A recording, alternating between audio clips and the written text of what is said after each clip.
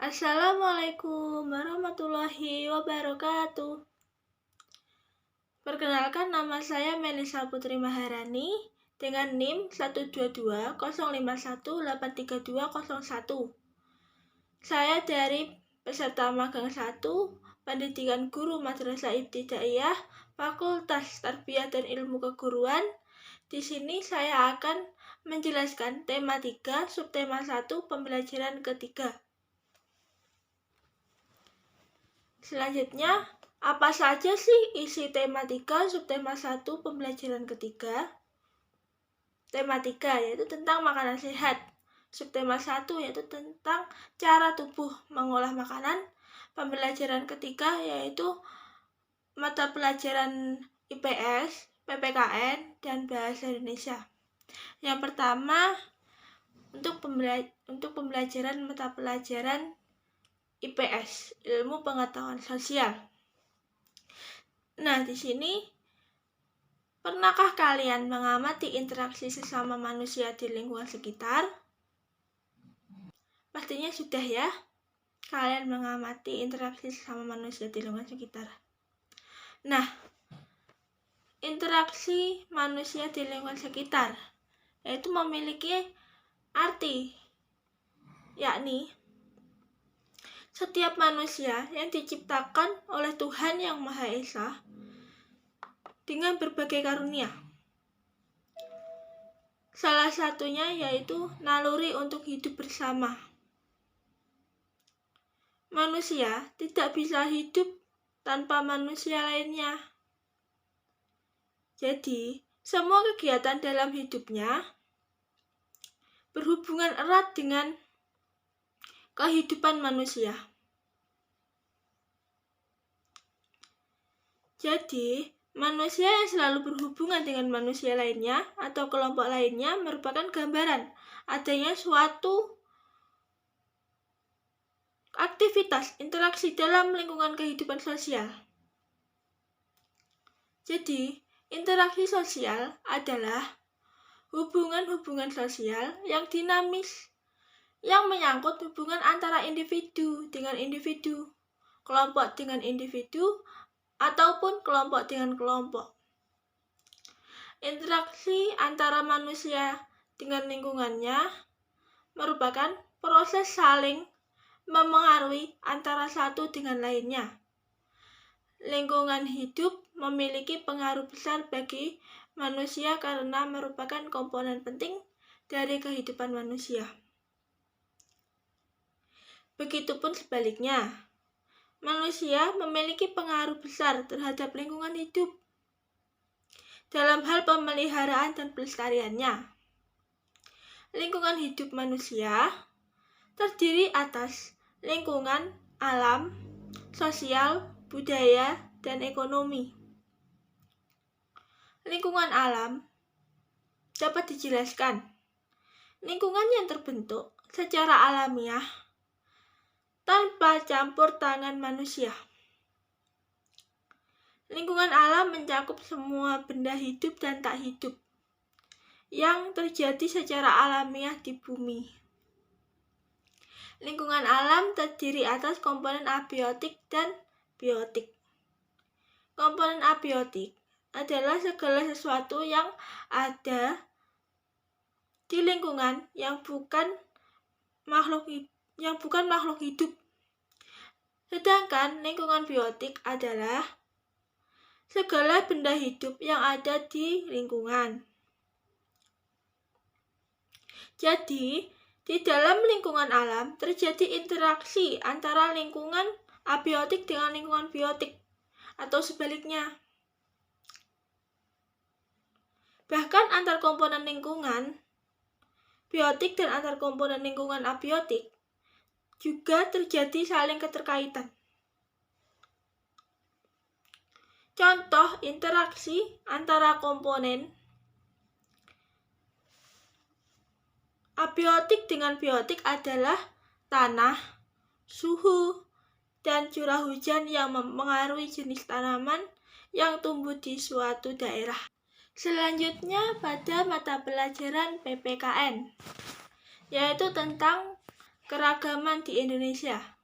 Setelah kita memahami tentang interaksi manusia dengan lingkungannya sekitar tadi, selanjutnya kita akan memahami tentang keragaman di Indonesia. Nah, manusia memiliki perbedaan yang berupa adat, suku, ras, atau kebiasaan. Perbedaan yang ada di sekitar merupakan keanekaragaman yang diharapkan dapat menyatukan bangsa Indonesia. Bersatunya seluruh bangsa dapat menjadi kekuatan suatu bangsa.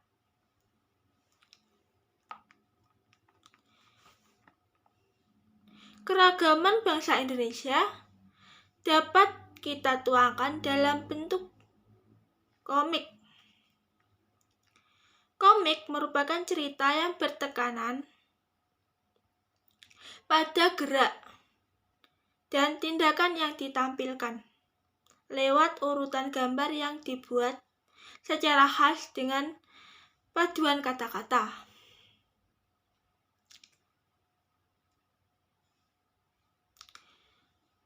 Dengan melalui komik, kita dapat membacanya. Sehingga komik sangat digemari masyarakat, mulai dari anak-anak hingga orang dewasa. Jadi, bagaimana kita saling melindungi sesama orang di lingkungan sekitar, yaitu tepatnya di keragaman di Indonesia, yaitu kita harus saling menjaga, saling membina, dan mengembangkan persatuan untuk Indonesia ya. Nah, selanjutnya setelah kita memahami keragaman di Indonesia melalui komik tadi, komik berisi gambar-gambar yang digunakan untuk menyampaikan sesuatu. Gambar dalam komik harus dapat mewakili cerita pada komik. Selain komik, ada alat lain yang menggunakan gambar sebagai media penyampaiannya, seperti iklan.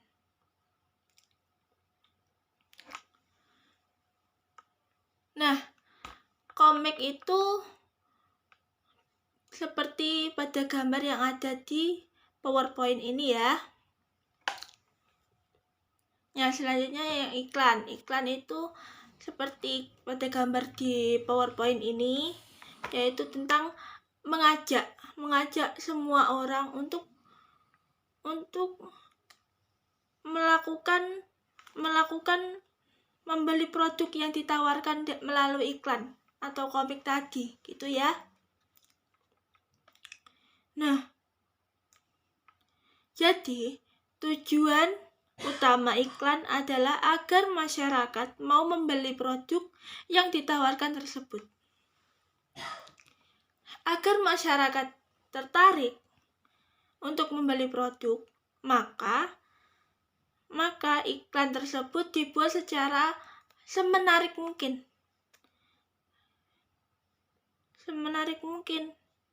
Dan penggunaannya itu agar lebih efektif gitu ya.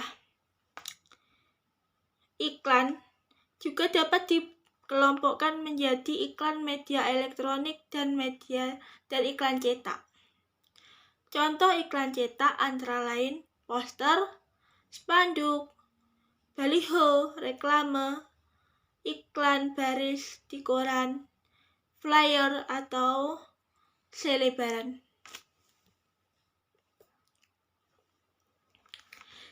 Selanjutnya peranan iklan. Peranan iklan tersebut bisa memasarkan produk agar dapat dikenal masyarakat. Gitu. Selanjutnya tujuan utama iklan. Tujuan utama iklan itu agar masyarakat mau membeli produk yang ditawarkan tersebut. Seperti yang udah saya jelaskan tadi ya. Sekian dari penjelasan mengenai tema 3, subtema 1, pembelajaran 3, yaitu tentang interaksi manusia dengan lingkungannya, keragaman di Indonesia, dan komik dan iklan. Nah, saya akhiri. Wabillahi taufik wal hidayah. Wassalamualaikum warahmatullahi wabarakatuh. Semoga penjelasan ini bisa membantu kalian untuk menjadi lebih paham lagi. Ya, semangat belajar, tetap jaga kesehatan di kondisi pandemi seperti ini.